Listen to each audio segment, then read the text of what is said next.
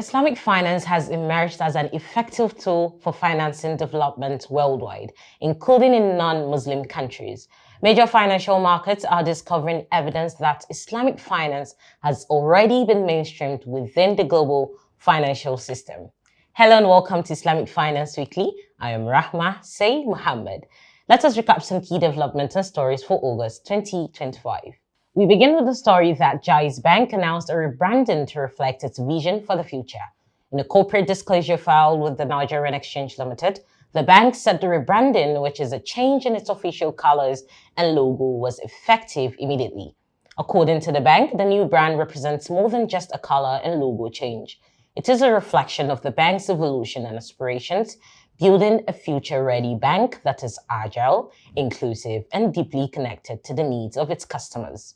The bank is one of the lenders to have crossed the recapitalization threshold set by the Central Bank of Nigeria ahead of the March 2026 deadline.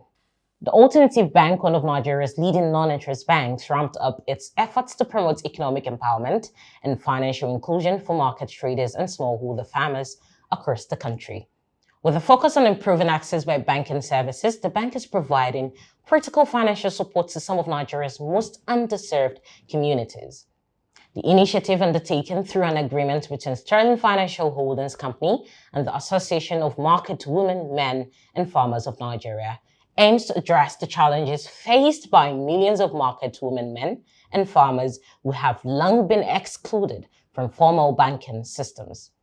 According to the Central Bank of Nigeria, approximately 26% of Nigerian adults, or about 28.8 million people, remain financially excluded, with rural communities and informal sector workers being particularly affected. Is working to change this by making essential financial services accessible to these groups, particularly women. Executive Director at the Alternative Bank, Korede Demola Adeni, shared her thoughts on the role of banks in supporting grassroots financial inclusion, saying, "To adequately bridge the financial inclusion gap, financial institutions must continue to devote resources towards removing the barriers that have historically hindered large segments of our population. For the unbanked and underbanked, the challenges go beyond the lack of physical infrastructure and extend to deeper issues of trust, financial illiteracy, and systematic exclusion from mainstream financial services." Recognizing education as a key factor in the country's financial literacy gap, the Alternative Bank is offering the association's members access to financial literacy training and personalized business support aimed at empowering them with the knowledge and skills to manage and grow their finances effectively. In addition, the bank is also supporting business growth by offering no initial fees for point-of-sale terminals to vendors, making it easier for them to accept electronic payments. The Abia State government recently announced that the long-awaited $125 million Islamic Development Bank financing facility for the Abia State Integrated Infrastructure Development Project has been approved by the Federal Executive Council at its meeting on Wednesday, August 13th, 2025. This was contained in a statement issued on Thursday and signed by the Chief Press Secretary to the Executive Governor of Abia State, Ukoha Ukoha. The statement stated, "This approval marks a major milestone in a project that has undergone extensive consultations and procedural steps and is a critical component of the overall co-financing arrangement for the state's ambitious infrastructure development drive."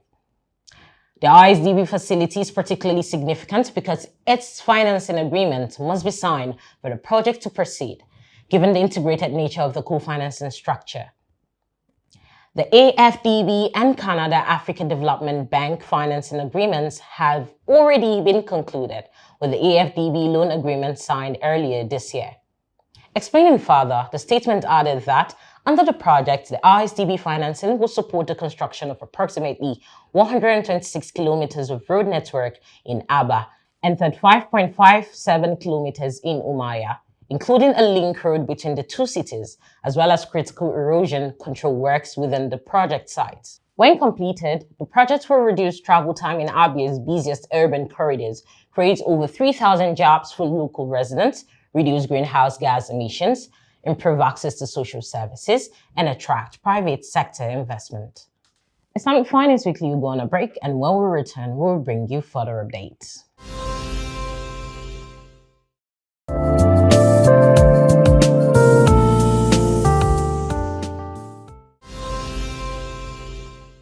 Welcome back. Here is the Fact Box segment. According to the Islamic Finance Development Indicator report, the global Islamic finance assets will reach $5.9 trillion by 2026. Now to our next story. The National Insurance Commission, the regulator of the Nigerian insurance industry, in a recent circular notified operators on the prohibition of co-insurance arrangements between takaful companies and conventional insurance companies. According to the circular, a takaful operator shall not engage in any co-insurance arrangement that is based on conventional insurance principles with a conventional insurer. Similarly, a conventional operator shall not participate in any co-insurance arrangement that is based on takaful principles with a takaful operator. This prohibition, which comes into effect from January 1st, 2026, is intended to preserve the integrity of each model's underlying principles and ensure compliance with respective regulatory and ethical standards. Egypt's Islamic banking sector has seen significant growth, with total market size reaching 1.303 trillion Egyptian pounds by June 2025, marking a 51% increase from the previous year, according to Mohammed El-Beltagi, chairperson of the Egyptian Islamic Finance Association. This includes assets of Islamic banks, sukuk issuances, and other Sharia-compliant financial activities. In a detailed report issued by the association in August 2025, El-Beltagi highlighted that Islamic banks' total assets stood at 1.113 trillion Egyptian pounds, accounting for 5.2% of the total assets in Egypt's banking sector as of June 2025. This was a growth of 375 billion Egyptian pounds, reflecting a 51% annual rise compared to June 2024. Sukuk issuances in the markets reached 157 billion Egyptian pounds. Further developments were seen in Islamic banking deposits, which grew to 810 billion Egyptian pounds by June 2025, making up 7.3% of total bank deposits, a 45% increase year over year. Islamic financing also surged to 881 billion Egyptian pounds, representing 6% of total bank financing, with a 46% annual growth. In a strategic diplomatic initiative, the governor of Katsina State, Dikko Umar Radda, has taken decisive steps to position the state as a competitive player in the global halal economy. During a high-level meeting in Jeddah, Saudi Arabia on Wednesday, Governor Radda engaged in meaningful discussions with the leadership of the Saudi Export-Import Bank, aimed at unlocking opportunities for halal meat production, certification, and export from Katsina to international markets.